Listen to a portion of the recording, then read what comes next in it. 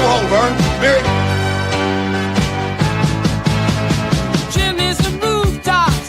I'm sorry she doesn't speak English. She's deaf. She just came over. Hallo, ik ben blij dat je gekomen bent.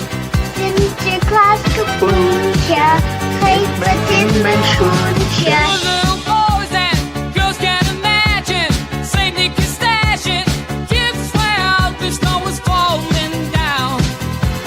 Do you really think you have a chance against us, Mr. Cowboy?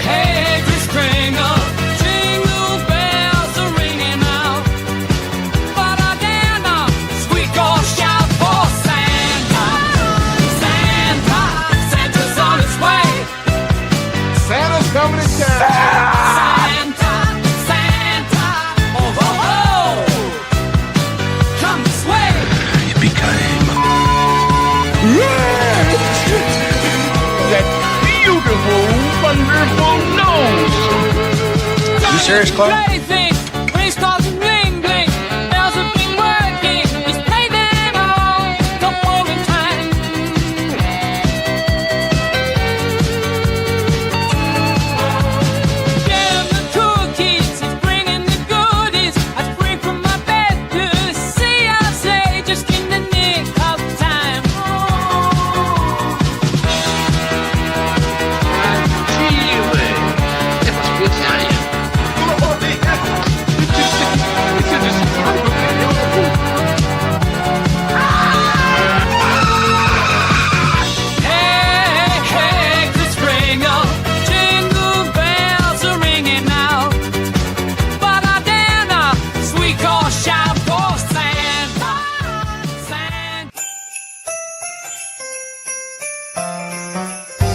It's looking like winter on the lawn and window pane. Built a friendly neighbor, made of snow a friendly face. He was looking real happy, but now the kids are tucked for night. What could we do? Oh, what could we do? To cheer him up till morning light? Iced coffee for a snowman, 'cause it's hard to be outside. Iced coffee for a snowman. It won't warm up his inside. Oh, that mission was not very tinsel, Wayne. Not very tinsel at all. When it snows, even if you're made of it. A winter coat, scarf, a hat.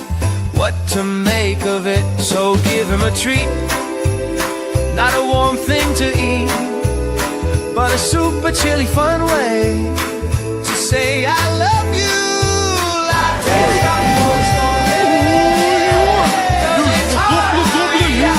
Like iced coffee for a snowman. It won't warm up his insides. He's looking so lonely under moon and starlit glow. A nighttime watchman with a smile, a broom to hold. It sure was fun to build him, but now the children all have gone. What could we do? oh, what could we do? To keep him festive on the lawn? Iced coffee for a snowman. Oh, hello, Wayne. What brings you here? You're only just doing a little last-minute Christmas shopping. It won't warm up his inside. Oh, when it snows, even if you've it. Oh, when it snows, a coat, scarf, Merry Christmas. what to make Merry of Christmas, it. Mr. So give him a Hooper. treat. Give him a treat, not a warm thing to eat. Hey, hey, the spring up, jingle bells are ringing now. It's a time for giving. Banana, sweet corn shout for Santa, Santa, Santa's on his way. Look, Daddy, teacher says every time a bell rings, an angel gets his wings. Come this way. That's right. Isn't there anyone who knows what Christmas is all about? Jingle bells ringing now, but I cannot wait for shout for Santa, Santa, Santa's on his way. Santa, Santa, From the redwoods of California to the hills of Tennessee, to the Rockies in the Sunshine State and Maine with that bright and shining sea. From coast to coast in North America, it's time for your host with the most, bringing you all the entertainment news that should be fun. Ladies and gentlemen, it's the WDW Pro Show!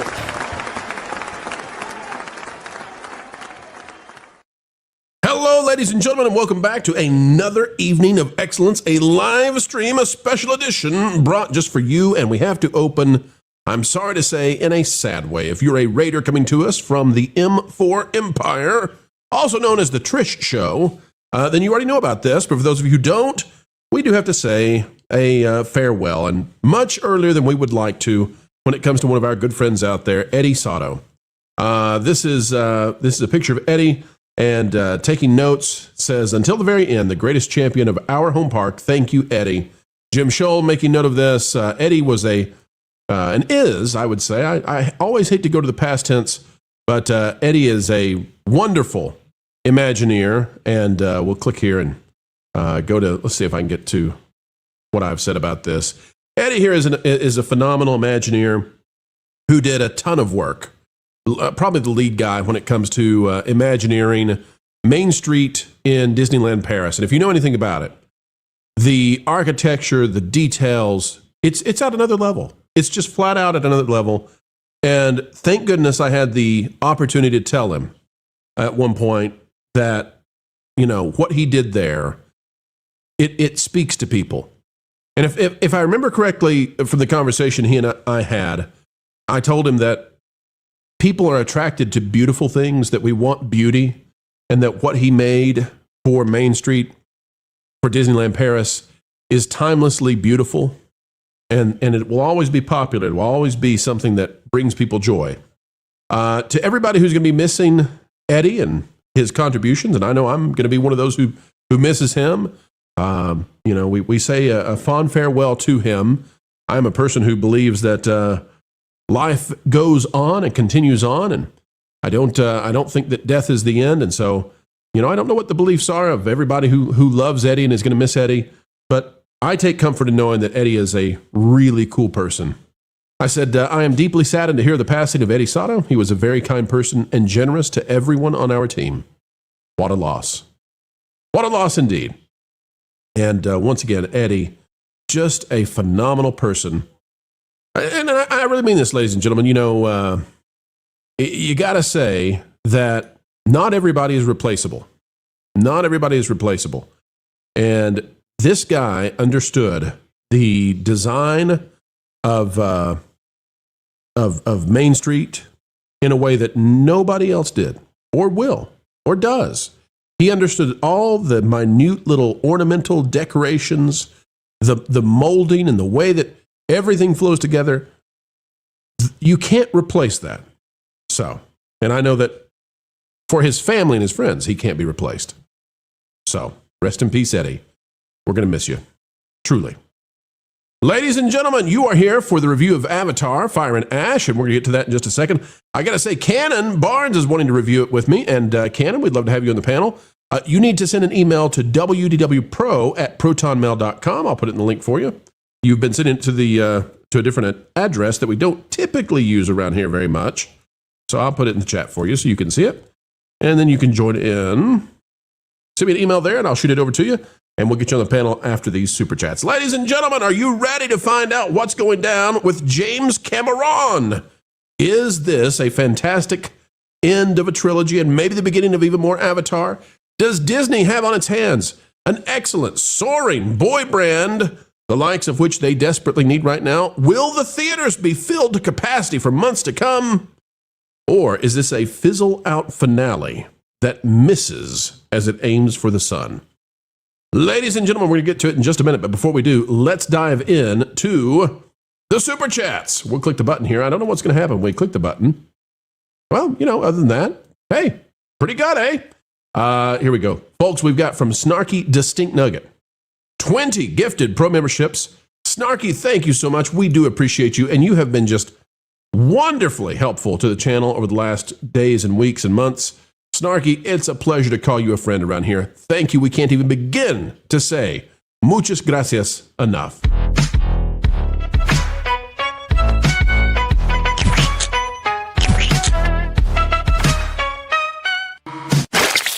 You're the one who's out of this world, sweet baby. You're the one who's out of this world. There you go. Thank you, Snarky. And we are missing some of our friends out there. If you're watching and tuning in, let me just say to Butterbumps, to Bad News Badger, to M2M. Where has M2M been? MedMutt, and so many more. We wish you well, and we hope you're having a great time out there. Happy holidays, Merry Christmas, Happy Hanukkah to everybody out there watching. It's a pleasure to be sharing time with you. Canon is out there. Says for $5, hello, everyone. I just saw Avatar, Fire and Ash. It is beautiful, both visually and emotionally. This film is way better than Way of Water. 10 out of 10. All right, so Canon says he sent me an email now. Let's see if he does. Okay. Canon, I'm going to send you the link so that you can hop in here with us. And this is going to be important, folks. The reason I saw Canon was exceedingly happy about this film. And so I want to have balance here. I'm really, and Canon has been on the member streams before. And so I'm confident that Canon could come on here and do a pretty good job with us. And the thing is, Canon, I want you to be aware, because now you have the link. I want you to be aware. I'm probably not going to agree. So I just want you to know, I'm not going to be rude, of course. Pro would never do that to you. Never bring anybody on here and be rude. But I have a different opinion about it. But I want to be balanced so that viewers who say, hey, I loved it, Pro, you're off your rocker. We need somebody like that. It's kind of like how when we're talking about Christmas movies and I have Lorne on. We need somebody who despises every Christmas movie that was ever made. Lorne is that kind of man. JJ Gosling out there, member for 12 months. Merry Christmas to all on the panel and the chat. JJ, that's so kind of you. All right, let's bring in Canon right now. And Canon, we need to bring you in the right way. You can't just come onto the stage, empty-handed. You need to be explodified into the stratosphere of your first appearance on a normal pro show. Welcome aboard, Canon. Thank you, sir. I'm glad to be.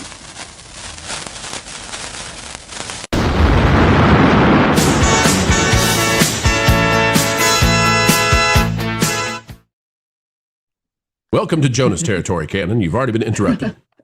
Of course. All right, Canon, we're going to crank up your mic. I think it's a little bit quiet. Let's see if we can automatically adjust you on up to about 130. All right, give me another sound check, Canon. How do you sound? Test, 1, 2, 3, test. How do I sound? You all tell me out there in the chat. You tell me, is Canon loud enough? See, Canon is not he is not someone who does this every day. And typically we do audio checks before we bring people onto the stage. But we're doing something a little different tonight. So you tell me, are things all right with the audio? Is Canon loud enough for you? We'd love to hear from you. All right. Canon, they're still saying you're low. Still low. Okay, I'll fix it, folks. I promise. Here we go. We're going to lift you up to 140 now. All right, let's see if that works. All right, give me another one. Canon. Already, test, 1, 2, test. How do I sound? Yeah, what do you think, folks? What do you think? I think we're going to kick you up just a little bit more. It continues to replace the settings I'm giving you. Interesting. I just switched to my AirPods instead of my iPad. How do I sound? Well, that might be why it's changing the settings. Okay, here we go. Sorry, we're still good. my apologies. Okay. No worries at all. All right, ladies and gentlemen. Can I give you one more check before we get started? Go ahead. Yes, of course. Test, 1, 2, test.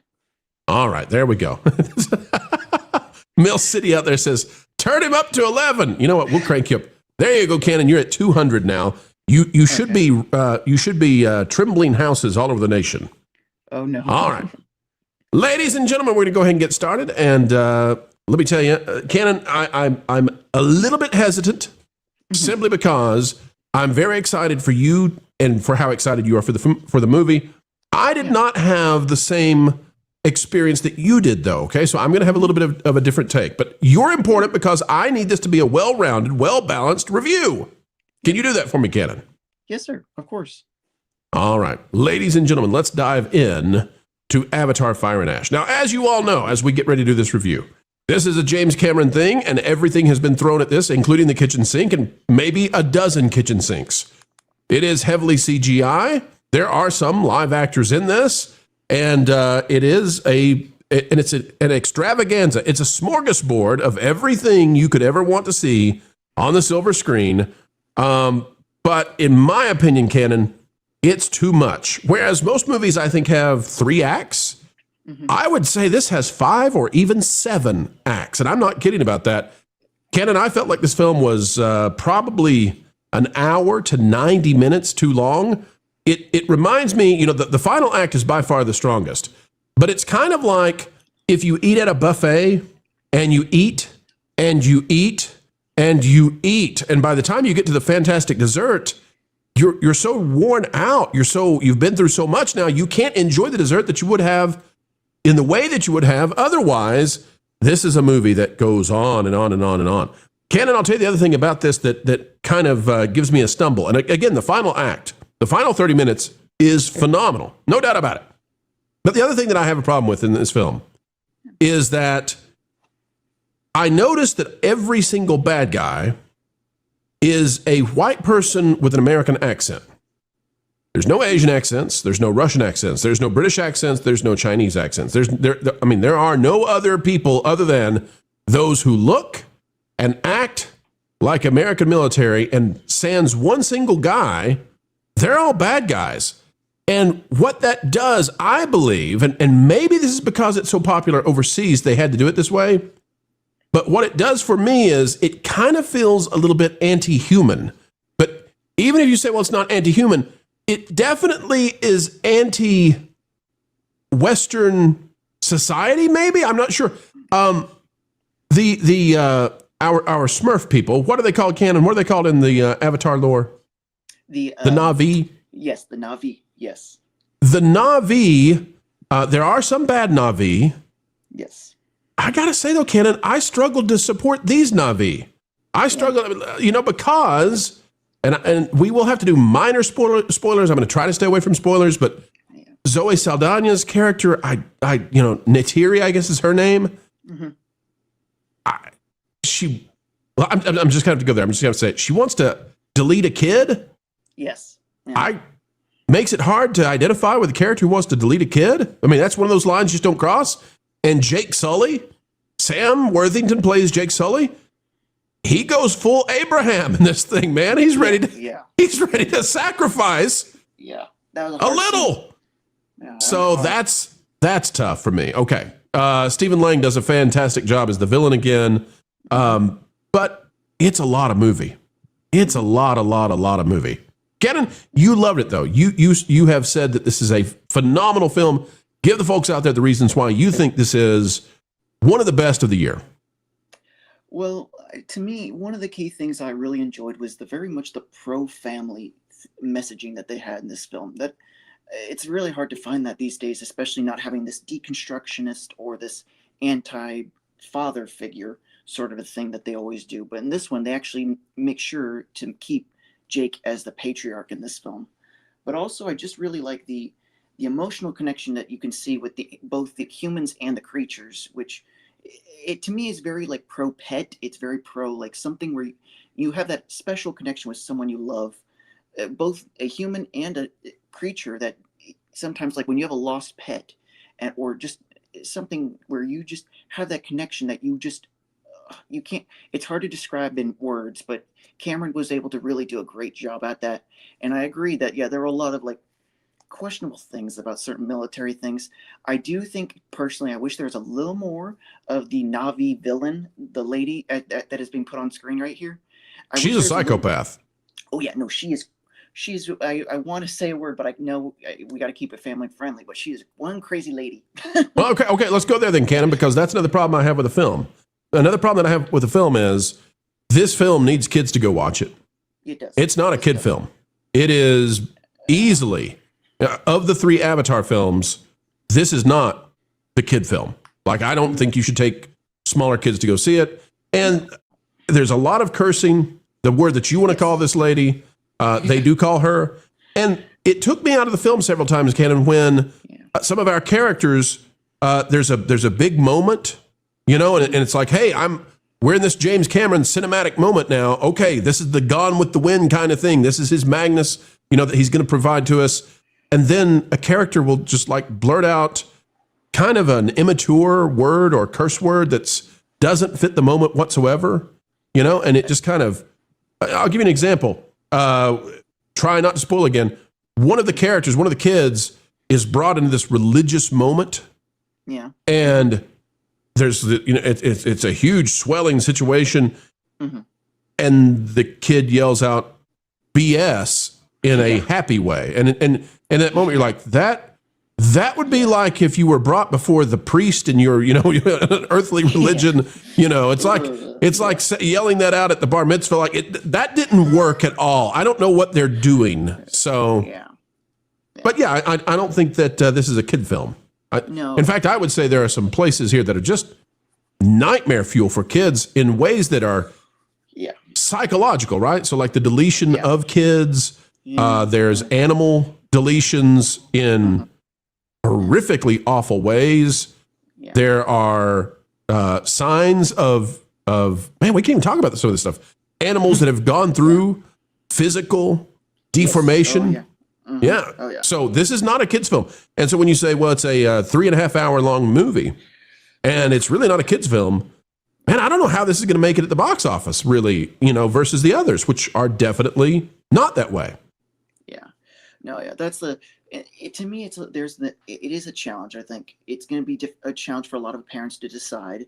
But a lot of times also kids, at least in my experience, a lot of times I was introduced to many different films that they had swearing. And I as far as I can remember from my parents, I didn't really retain much of that. So, and yeah, there were those times, there were those scenes, but they did seem to be a little more muted than they would have been there might have been a handful here and there, but there are some scenes that I think a lot of kids, it'd be very difficult for them to handle when it comes to certain creatures and people. And, but it's just for a lot of younger ones, it would be a lot. I wouldn't say that I would want to recommend like kids under the age of 10 to see it, but I think like, especially like the out of moment swearing, that's something I feel like a lot of kids could also relate to out of the random nowhere, because I know I did that when I was little, but no, I think, to me, it does feel like it was more like Avatar 4 and 5 that James is now worried he's not going to do. We're kind of squished into this to make it this more efficient ending to cap it off for him, just so he doesn't have to feel as worried about not making those other films if this one doesn't do as well, as in my opinion. Well, I don't think it's going to, but I'll tell you this. This movie is 3 hours and 17 minutes long. Yeah.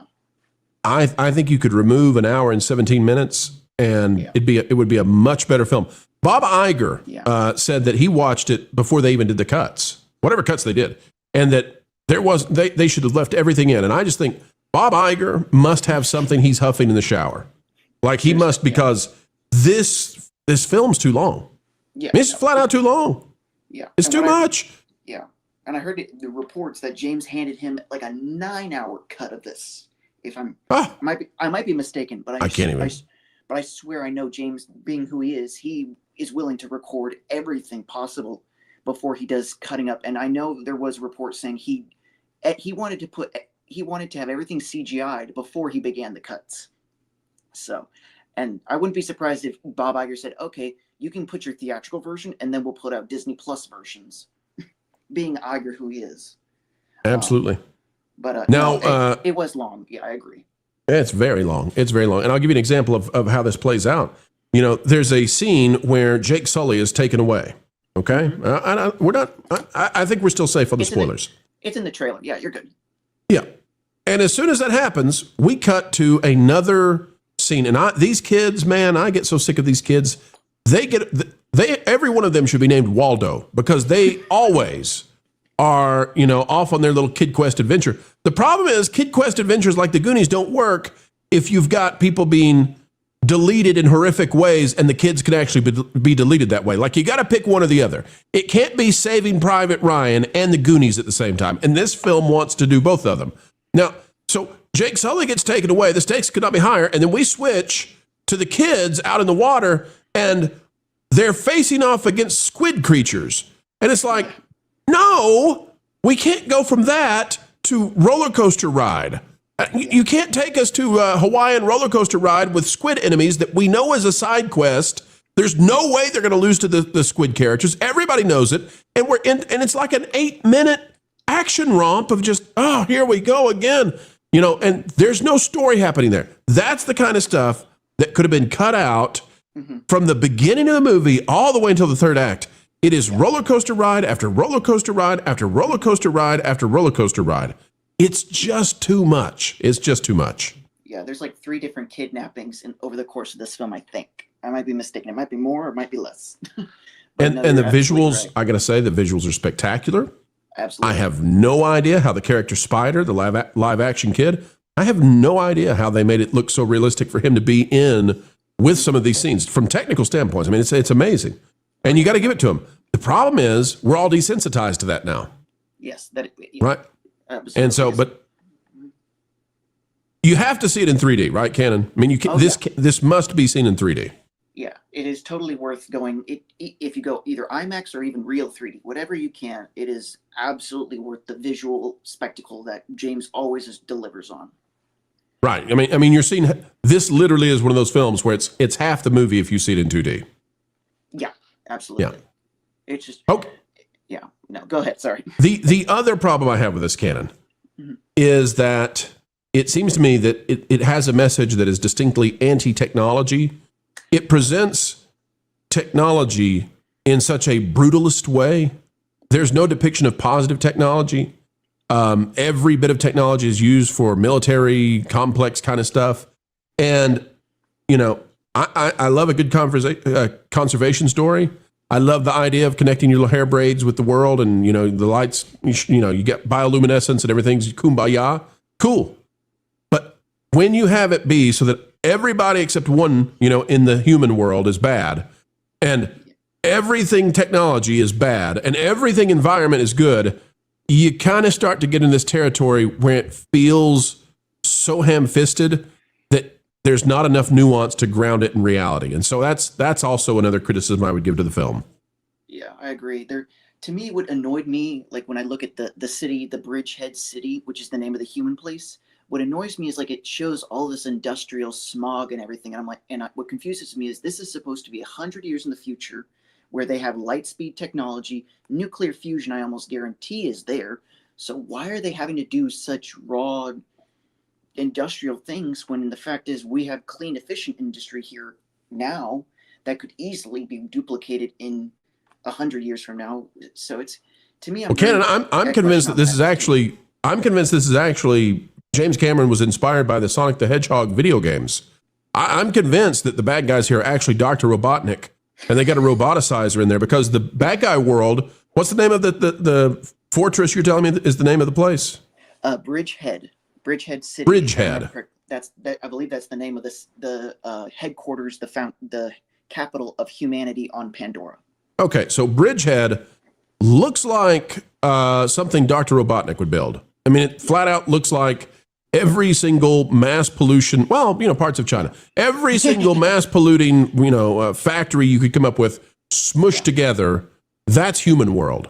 And if you're a human, except for one guy who just randomly shows up, and I got to think he's probably they probably run in a consultation group who said, hey, by the way, you don't have a single good guy at all over there. It's a little bit.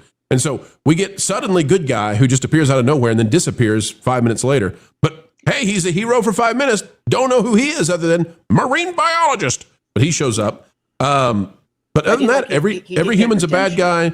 Every human looks and sounds like an American, mostly from Texas. God dang it, I tell you what, we can't stand these Na'vi. We got to get out here and really, I don't know why we're killing all these whales, but they're worth $1 trillion, quazillion dollars. So get their goo out of them. Let's go. That's pretty much the story. And when you don't have when you don't have any humans at all that are good, it just, I don't know. It feels like it's Fern Gully to the extreme this time. Yeah, it does. The one thing I will say though, the marine biologist, it is kind of a redemption arc because in the second film he kind of discusses how his research is paid for by the hunting of that juice from their brains. But that's why he also drinks. Hang on, Canon. Let me specify that for YouTube because that could have been misinterpreted. Juice, yes. YouTube. He said juice from their brains. Go ahead. Yes, yes. He does that, and he has to take certain water in order to compensate for the guilt he feels for having to do that. But he does get his redemption in this film on when he's able to do a certain thing.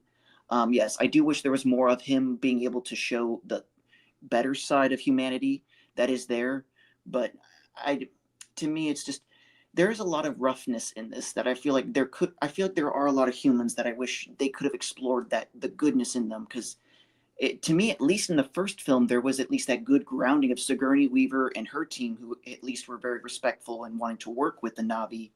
And then these other two films, it seems like less and less people. But it's kind of an angry film, Canon. Yeah, it's kind of an angry film. I mean, it feels like it was made by somebody who's angry at humanity. Yeah, which is kind of sad, because I feel like there's so much positive things that could easily be portrayed in what we've actually been doing, at least especially since the first Avatar came out.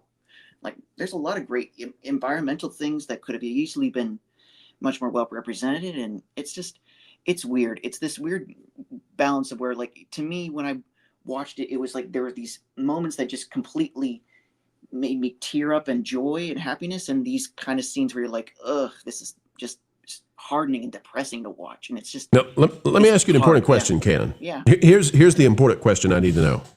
Yeah. Are you going to go back to see it? Probably, actually. Yeah. Okay. I will. Yeah. Because yeah. Here's the thing. To me, this is a little bit like Wicked. Mm-hmm. Wicked for good.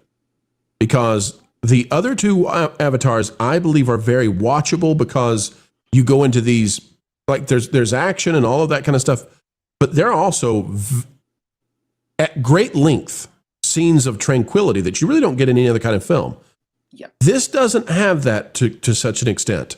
No, this is a very dark and dire, severely emotional, traumatic even film from beginning to end.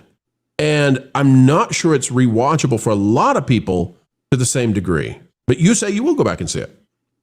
Yeah, there's a lot of to me, there's a lot of connection in my personal experience where I'm like, I see a lot of certain things that make me connect with a lot of what Jake and his family go through, especially just the animals and all, and also the relationship to their family, that kind of dynamic and those challenges. I don't have an exact one-to-one experience with everything there, but there's a lot of it where I understand. Well, yes, that scene was terrifying to see the near deletion of children. There was a lot, the conflict you could see in Jake and Neytiri. It really motivated me, and it really moves you to watch those kind of experiences. And it's kind of hard to go through all of that so easily. And sorry, I know I think it's fine to say this. I don't think we're in spoiler territory to say that. What's her name? It's Neytiri. Is that her name? Yes. Yeah. Zoe Saldana. Mm-hmm. Whole movie, man, up until the very end, she is obsessed with deleting a kid. Yes. Whole movie. Well, she wants that kid. Like, you need to keep her away from a plastic spork. She's gonna take that kid out. Yeah. No. It was. Yeah, and it was, to me, I did love seeing that redemption. I wish, to me, if they did cut it down, they were able to reduce all that anger to be able to get a little bit better of that redemption. I agree. And to me, there's a lot of stuff where I'm like, when they jump back and forth between these places, I kind of wish they didn't have to do that, because it felt like they were just doing it to fill up time, but it wasn't necessary. All right, so Canon, we need your answer now. Yes. What score do you believe this deserves? 0 to 10. 10 is the greatest film you've ever seen. It's like The Godfather. It's like Citizen Kane. Some of you out there will disagree. Citizen Kane is a 10, but you get the idea. It's a 10 out of 10, right? Would be just a phenomenal film. 0 out of 10, on the other hand, would be Birdemic, I'm sure. Canon, where does this land in your mind? That is a good question. To me, it is better than Way of Water. It's pretty close to the original. Like, there are certain things that are better about the original. Some things I like more on this one. But to me, it's not as great as some of my other favorite films. But I'd say it has to be at least 8.5, 9 out of 10. Okay, 8.5. Is that where we're going to land? Yeah, that's best I can do. Like, I would. Yeah, I will recommend anybody who would like to, should go see this. They would. I think 8.5 out of 10. 8.5 out of 10. Let me go through what I've given the prior Avatar films. So the first Avatar, I gave in terms of story an 8 out of 10. Visually and technically, back when it came out, like 12 out of 10. Oh, yeah. I mean, it did things that they were impossible at the time.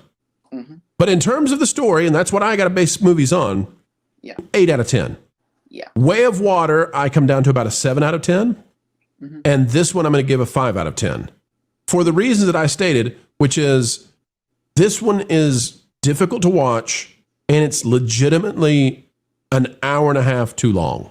Like, you could remove an hour and a half and have a much better movie. So where does that put us? Well, folks, if Canon's giving it an 8.5 and I'm giving it a 5, I'm going to say we're landing right about a 6.8. Does that sound right, Canon? 6.8 or 7? Yeah, right about there. Yeah. All right. That's going to be your official score, ladies and gentlemen. We'll go with a 7. We'll be generous. 7 out of 10. I'm lower. Canon is higher. You all decide who's got this right. You go see the film and let us know what you think this deserves. For me, though, this one's a dark film. I'll just tell you. Whoop, Canon dropped there. We got you back. This one's a dark film. It's really, really dark, and it's 3.5 hours of really dark. So get ready, get your popcorn, and maybe go ahead and buy the candy bar, the chocolate bar. You're going to need it.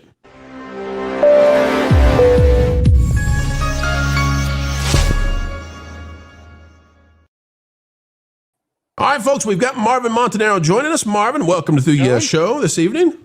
Good to see you. Good to be back. I am leaving for my old hometown of New Jersey at 5 a.m. So I'm stopping in as my last stop before last stop of the day. Yeah. Well, we're going to be wrapping up shortly, Marvin. We're not going to go too long on this one tonight, but we've just concluded our review of Avatar: Fire and Ash, and I've worked very hard, Marvin, to not spoil this film for anybody. I'm working very hard because this is the kind of movie that there are major spoilers here. Major spoilers. So I hope I didn't spoil it for you. You have not yet seen it, correct? I have not. No, I'm going to see it probably over the weekend, just because I'm going to be traveling the next 2 days. A 4-hour tour. A 4-hour tour. Yeah, I'm not looking forward to that. Full-blown commitment, man, for this movie. All right, William is out there for 5. Death is that state where one exists only in the memory of others, which is why it is not an end. No goodbyes, just great memories, so remember them. That is one way to look at it. There are those who believe in something beyond and more transcendent, but it is, at least in this earthly plane, absolutely true that the memories continue on. And I'll tell you this, folks, you can take about 10 seconds and imagine in your mind someone who made you be the person you are today, at least to be the best parts of you, and that's no longer with you, somebody who's gone, and the best parts that they placed inside you continue to live on, and that's them living through you to some degree. We've got Marco Escalando. Oh, wait, hang on a second here. Marco Escandoles. Okay, we got it. Sorry, took me a second there. Marco, good to see you out there. Muchísimas gracias. For $1.99, a 3-hour movie that felt like 6. Listen, if you're not having a good time, it's a lot of time to not have a good time. And the Avatar movies are divisive. Now, the reason they're divisive, there's a psychological reason for that, and it's been a while since I've gone over it, so I'll just explain it briefly for you. People are not wrong if they hate or love the original Avatar. And the reason for that is because those who have a proclivity for experiencing new things are going to enjoy basically those who have a psychological predisposition for creativity and unbridled creativity, they love the Avatar movies way more than those of you out there who land on the more objective or stoic end of the spectrum. You don't enjoy going into fanciful, weird worlds that don't exist. And that's okay. That is literally, that comes down to your personality traits. And part of that's genetic. So, like, there's no hate. This film, on the other hand, this film doesn't do that all that much, because in this film, it's flat out blue aliens versus humans, and humans equal bad. And that's a weird place to be. But story wise, It's if you humans set that again? aside, oh yeah, humans are terrible, man. I thought they were going to be against like the other Navi, like the fire Navi guy. They are. Well, they sort arm of. them too. The Fire Navi are co-opted by the humans. Yeah, Of course. And the Fire Navi are not like their own tribe. They're just flat out psychopaths. Humans They're bad. crazy. They're like the Joker meets some sort of tribe in Africa. And this is where I get angry because it's not just humans bad, it's military bad. Yeah, and that's how the humans are fully controlled, or like that's how they are on Pandora. There's no dissident members of humanity in at least the main area of the humans. Military capitalism. Both are bad, I think, in this. Okay, so Marvin, I would like to know from you though, because I think you get my, I've given it a 5 out of 10. Right. Canon gave it an 8.5 out of 10. Okay. So Marvin, my question for you is, Disney is in desperate need of a boy brand. Star Wars, and by the way, the Mando trailer, saw it, woof, and nobody in the audience got excited. Was the Avengers trailer just what we heard it was going to be? Steve Rogers holding a baby. The AI one's 1 for 1. The AI's got it perfectly on X. Okay. And I'll tell you this too, Marvin. In my theater, which had so this is kind of cheating. My theater, and I don't want to say too much to give away my location, but I had more people in my theater than you would have expected because of a technical difficulty that caused people to have to leave another theater and come to this one. So there were way more people.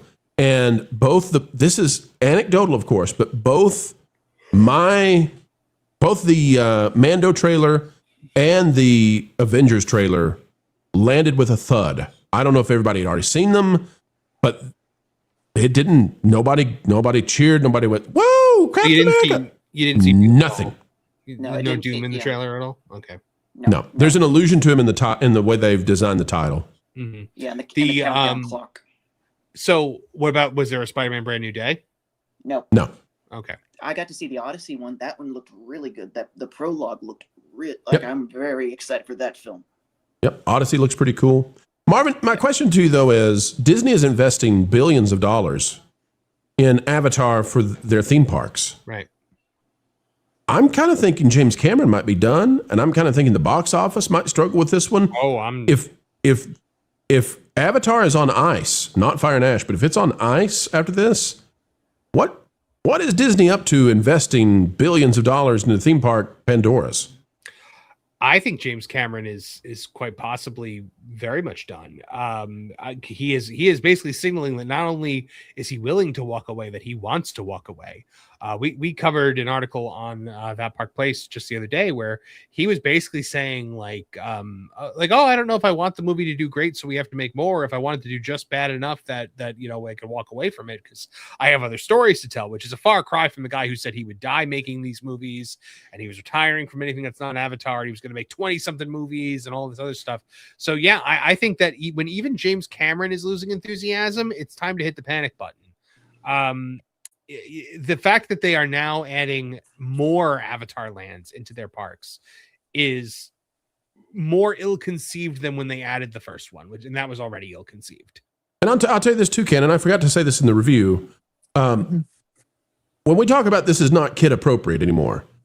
Yeah. There's a scene in this, and you all know about, you can pay a big money to travel overseas to some of these remote areas, and they will give you a substance that causes you to have an experience. Oh, yeah. Okay. They do that in this, but it's psychopath girl forcing it. So this is a forced experience with something illicit, or that we would consider illicit. The movie then switches, out of the blue, it switches to first person. No other time do we get first person. It switches to first person, and the movie depicts having that altered experience, that altered reality, in a very realistic way. It was very trippy, yeah. Oh, and it's like, you can't take a 9-year-old to this. You just can't. This is worse than Temple of Doom. This is worse than what do they say? What's the guy say when he's trying to get Indy's heart out? What does he say, Marvin? Kali Ma. This is worse than Kali Ma. Oh, yeah. It's like that Willy Wonka in the Chocolate Factory. It's that tunnel scene. Oh, I couldn't handle that when I was young. I could not. Now, the same issue I have from the past I've still got with this one in terms of Sigourney Weaver. They have her playing like a 15-year-old girl. Folks, I can't pretend to be a 5-year-old kid. My voice will never do that, right? I mean, I can do South Park characters. It's a cartoon sound. I cannot do an authentic 5-year-old kid. It's just impossible. Sigourney Weaver can't play a 15-year-old girl. And it is weird as fudge it was to hear weirder. A 70-year-old woman's voice come out of this kid. It was weirder in the second one when they were alluding to like romance between her and that spider kid. You're going to have a great time, Marvin. You're going to love this movie. It's a 70-year-old woman. You're going to love it. You're going to love it. Yeah. Yeah. But at least what's interesting, they did not have any rainbow insinuations at all in this movie. No, none. None. Which I'm very surprised, and I'm not going to say anything else about that. But yeah. But humans is bad. Humans is bad. Yeah. So Marvin, here's the deal. What does Disney have left for their theme parks, for boy brands? Like, what do they have left? If Marvel, as I said, I'm in the theater. Nobody jumps up and cheers for either of Star Wars, Marvel, and this film. As we left the theater, now I know Canon really enjoyed it, and there are going to be a lot of people who enjoy it. But in my theater, of the most eager people to show up, they're there. That's the first showing of the day. They were there. So, it was not ecstatic. There was no clapping. It's kind of muted. It was not Last Jedi bad. I mean, that was like a funeral walking out. Yeah. But this was not, we didn't have that moment where people are like, woo! I had that at my theater. As far as boy brands go, I see the only thing they've got right now is so Marvel is gone because they tried to give it to girls. Star Wars is gone because they tried to give it to girls. Pirates, they're about to try to give to girls. And that's not going to work. So they can't even have Pirates anymore. They're not going to have Pirates anymore. And Pirates is a dead brand at this point anyway. The only thing they really have right now, I would say, is Cars. They tried to Buzz Lightyear, and then Cars hasn't been out in how many years has it been since we had a Cars? But it still sells merch. But then again, Cars also skews younger. Cars skews towards like toddlers and 5-year-olds and 7-year-olds. It's not going to appeal to like a 12-year-old boy, which is what Marvel and Star Wars was meant to do. Yeah. All right, we're going to run a poll real quick. Yeah, they tried giving Cars to girls because of the whole passing of the torch thing with that. I never have actually seen the whole movie, but it's that yellow car character. They are averse to anything that is just for boys. They really are. Yeah. They tried Tron. That turned out terribly. So we're running a poll right now. How did your theater react to Avatar: Fire and Ash? For those of you who've seen it, did they respond positively, negatively, or muted? Or, and I know this is going to win, but I had to put it here. I haven't been yet, Pro. It's new. Most of you have not been able to see it. Again, it takes 4 hours, and it's only been out for what, 8 hours now? Yeah. So 2 showings thus far. If you're here with us, there's only been 2 opportunities to see it so far. We had Tabitha on the Dreaming Tabitha on the M4cast, and she had seen it. And what was her take? What's Tabitha's take? Go ahead and insert her words into the show, please. She was, because she's a big Avatar fan, and she seemed disappointed by it. Okay. She definitely did. She said it was as if you took the first one and the second one and just kind of mushed them together and made a movie with that. She said the story was very reminiscent of both of them together. So yeah, I think it's like if you combined 3 films together. 3 films. Mm-hmm. Fern Gully, The Goonies, and Saving Private Ryan. Yeah. Okay. I see that. That's the 3 films if you combine them together. Is it as gruesome as Saving Private Ryan? In certain moments, yeah. Okay. There are certain scenes you're like, you'll be like, oh, I don't think my younger sibling or family member should be seeing that. But there are other parts where you're like, they try to be all kiddie. So it's a weird flux. I mean, when my when my family says, should we take the nephews? Should we take the nieces? I'm probably gonna say, I think you better pass on this one. This one's Mm-hmm. It's and it's just such bizarre places. So there's a part in the movie where a bad guy gets defeated, and the kid who defeats the bad guy, and again, it's so weird to have a Saving Private Ryan style level of violence or Rambo or whatever, and there's kids running around, and kids are getting deleted. And the kid who defeats the bad guy, and you got this cinematic moment, goes, says something to the effect of, who's something now, effer? And you're just like, what? This is Avatar? Like, is it rated R, or are they allowed one F in a PG-13 movie? what is it You're rated, allowed one Kenan? F I don't in- know. It's rated PG-13, and if my memory serves me right, typically the F word can be used at a certain level, because like The Martian, that's PG-13, but if y'all probably seen it, Matt Damon says the F bomb quite a few times in that movie. That's So interesting. I always thought the F think it all bomb was depends on was an context. immediate R. It's always subjective, and it's negotiable with the MPAA.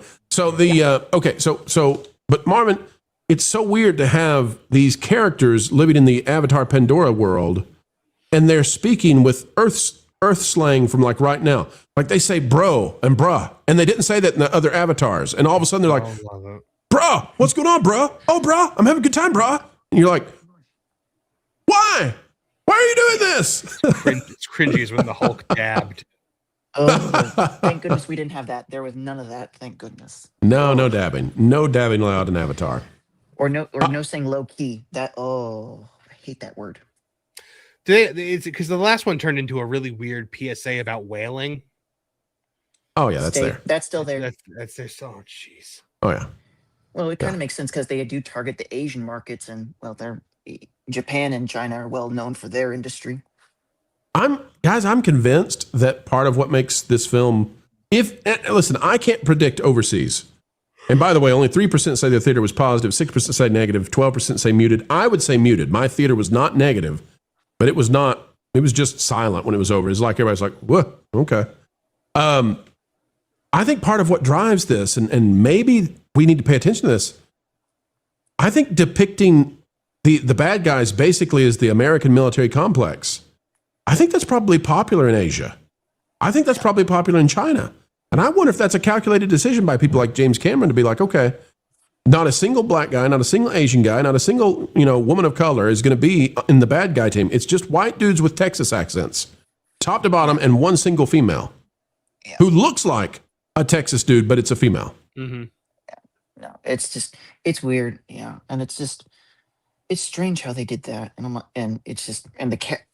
Yeah. Sorry. Marvin, why are you out there telling people that you're married to a woman? What are you doing? Because somebody tried to get a rise out of me with a stupid comment. Marvin, I'm in no mood for. Marvin has heard about the Goonies mixed with Private Ryan, and it's irked him. Which they might have said irked in the movie. That would be apropos for them in Avatar now. Yeah. Don't be irking me, bruh. Don't be irking me, water boy. I think a lot of the traffic's going to be driven just by the fact that almost everybody who's seen this will probably come back to see this.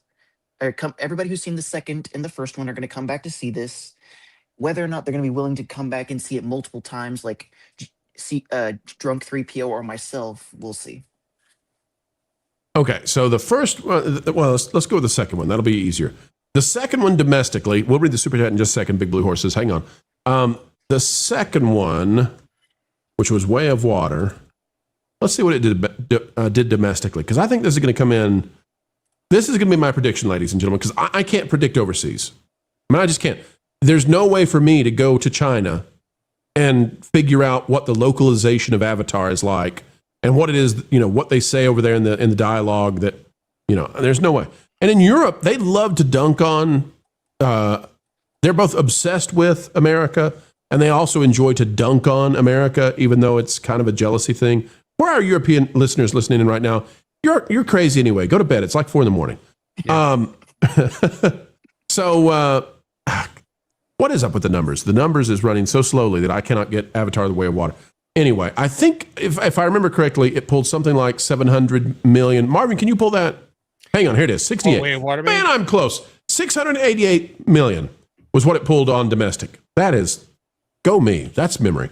688 million is what Avatar: The Way of Water pulled on the domestic side, and the worldwide is just nuts.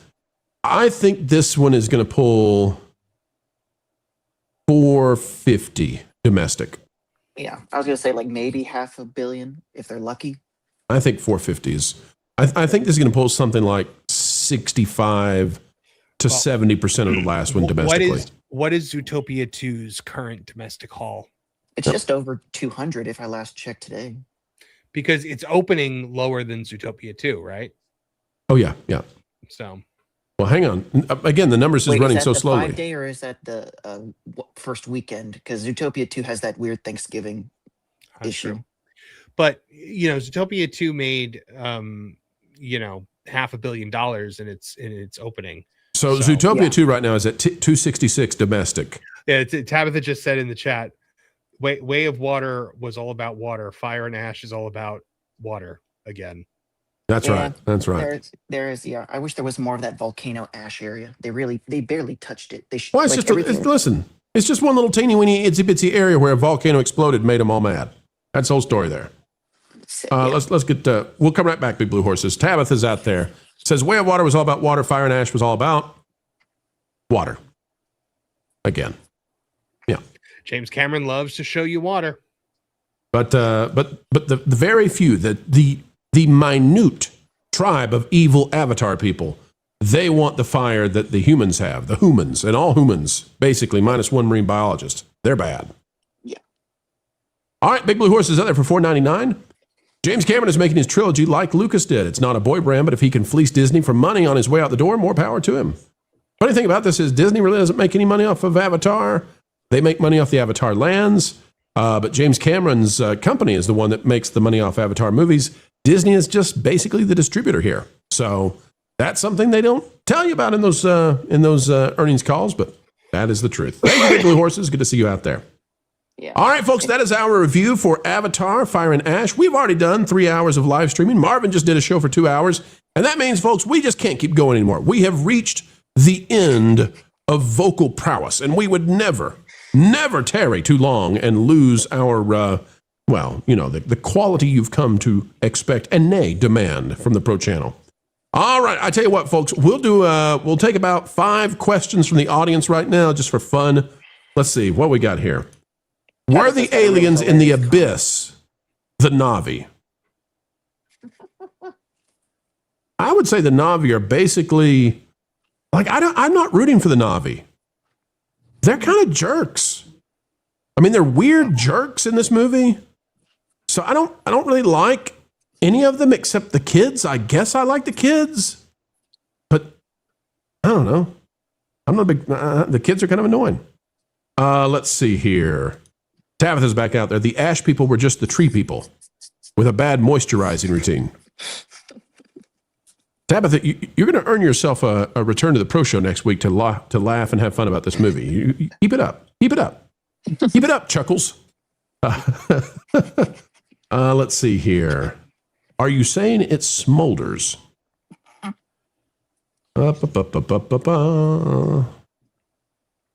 Let's see. Any more questions, folks? Let's see what we've got.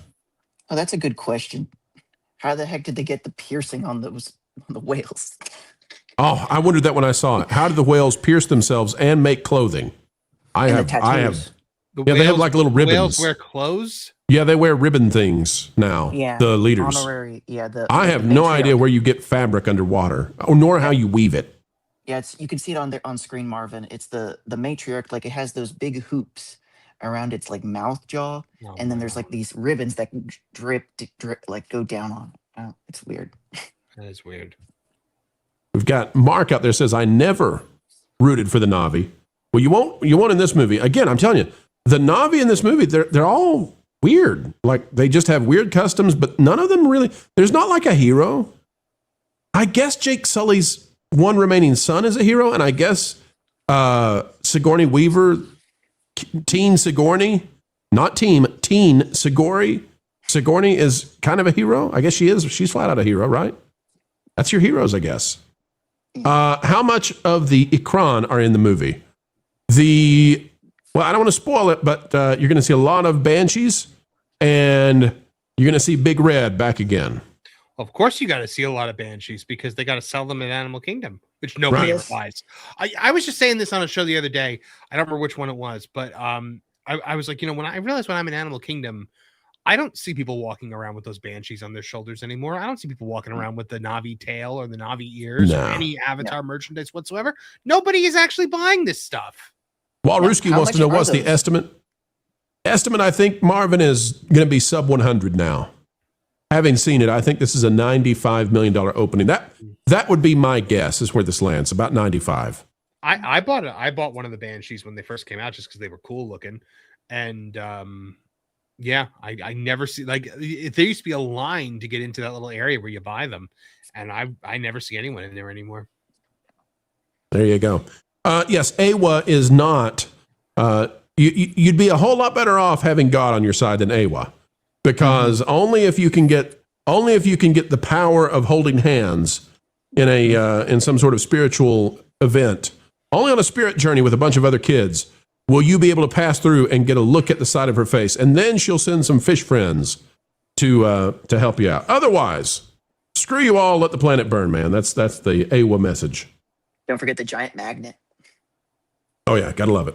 Let's see, 2 more. Bruce says, I rooted for the theater working, bringing me my food and drinks. I'm glad you rooted for something.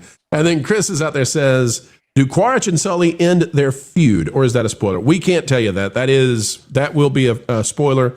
I will tell you the third act, which, listen, legitimately, there's probably 5 or 7 acts in this movie. This movie ends and begins again like 3 times. I hate that. Oh, you can feel like this should have been 3 movies.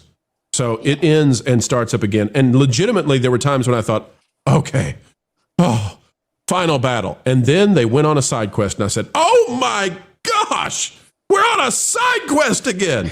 Third act, though, which would be to say the 6th and 7th acts, by far the best. I'll put it this way. Last 40 minutes of the movie is a solidly great movie. And that raised my score tremendously.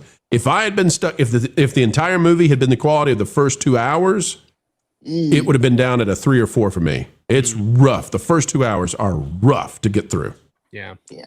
If they had like they took some of that good intro that they had and pieced it with that ending. Ooh. Sorry. Is Cameron trying to Tolkien? Yes.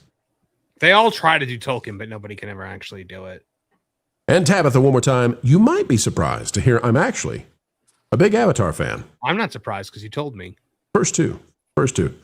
How many freaking acts are there? I think 5. I can be funny and go 7, but there's definitely 5 acts. This is not a 3-act film. It's just not. Let's see. There is the first act. It's so hard to go back because there's so much to it. There's the first act, which is we're going to go on the first act is the misdirect journey. The second act is, that journey didn't work, so get ready for war. The third act is Sully goes bye-bye. The fourth act is we saved Sully, now what? And the fifth act is the resolution. There you go. 5-act movie. Right, Canon, did I get that one right, you think? Canon's done. He's over it. Yeah. He's gone. He's like Sully. I'm here. Sorry. Yes. You're about right. Sorry. 5 acts, though. Okay. Marvin, you count it for me. You check and see. I will check and see how many acts. Yeah. Cannon, I want to thank you for joining us for the very first time on a regular pro show. It's a good opportunity to have you on and go through this film, and I really appreciate you doing so for us. Of course. Thank you very much for having me. I really appreciate it. I was very surprised that you would be willing to give me that offer. I was very shocked. But I really here's the thing, Cannon. I didn't mind to do the review solo and then bring Marvin in afterwards. I didn't mind to do that. But I realized I was going to be negative, and I needed somebody who enjoyed the movie to come on because I didn't. The last act I did, but I was so exhausted by the time we got to the last act. It was just, as I said, my comparison was, it's like going to a buffet that has a fantastic dessert, but you have to have like 7 plates before you get to the dessert. And by the time you get there, you're just like, I can't anymore. Mm-hmm. So, yeah. And that was going to lead me to have an unbalanced review. So I needed you, Canon, and I appreciate you doing so. Mm-hmm. Marvin, you're going to have a big journey tomorrow. Is that right? Yes. Yeah. Driving up to Jersey for the holidays to see my family, but we do have a video. Yep. We do have a video. You're from Jersey. Yeah. Believe it or not. I could not tell. I always thought your accent was like Minnesota. Yeah. I keep it close to the chest. Yeah. But I got a video dropping tomorrow at 10 a.m. about Mark Hamill all of a sudden loving The Last Jedi. We had one that just dropped tonight about the fact that James Gunn called Batman boring and said that he has a plan for him, though, in the DCU. So buckle up for that. And yeah, so make sure you guys are subscribed to the M4 Empire. It is our newly rebranded channel. We definitely need the help. The algorithm is not being kind to us right now after the rebrand.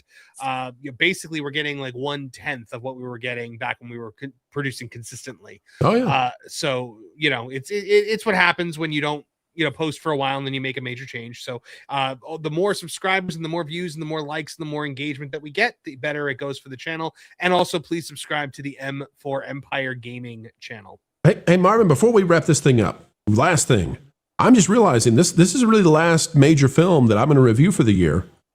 And I'm realizing I think I may have rated Zootopia 2 the best movie of the year. Really? And that's not because it's a great movie. What a horrible year for movies. Maybe I rated Minecraft higher. You rated Zootopia higher than Superman? I gave Superman a 6.5. Okay. How'd you rate Lilo and Stitch? What did you give Lilo and Stitch? I rated that one pretty high. I think I gave it a 7. Okay. Yeah. What'd you give Zootopia? Gave it an 8. Okay. Interesting. Yeah, I guess that was your best movie of the year. Maybe I give it a 7.5. What was your worst reviewed movie of the year, Tron? Snow White. Yeah, Tron was the worst rated film I've ever done. I give it a 1.8. Dang. Snow White, I give a 4, I think, a 3.5. 3.5. That was very generous. 3.5. It was hard. Snow White was hard to get through. But then a movie like Tron comes out and you realize, you say, this is why we leave these numbers open down below. Yeah. Like there's a reason these exist. Because every once in a while there's a movie that it actually hurts and I would have left the theater. Like if I was not professionally there to review Tron halfway through, I'm out. I'm leaving. So. I nearly did that for Joker 2. And the only reason I stayed was because I paid so much for my ticket. Oh, Joker's in that same category of just what? All right, folks, that's it. We're getting out of here. Marvin's going to hit the road. Canon, thank you for being here. And folks, before we say goodbye, remind you, get out there and make the world a better place. As we said at the beginning of the show, with the loss of one of our friends out there online, Eddie Sotto, you never know, folks. You never know. So make every day count. And remember, to somebody, you're a hero. Live up to it. The mainstream media just can't understand how it is we continue to do what we do. They don't realize that we are powered by you, and you are... 1.21 gigawatts! 1.21 gigawatts! Folks, we've still got decades and decades left in the can. It drives the mainstream mad. Would it make you feel any better if you knew that what we're asking Matt here to do is a holy thing? You see, we're on a mission from God. We're on a mission from God. Now you're gonna put me right back in the joint. They're not gonna catch us. We're on a mission from God. So, folks, as we always say, as we end each and every show here, and we mean it, keep learning, keep growing, and as always, keep having fun.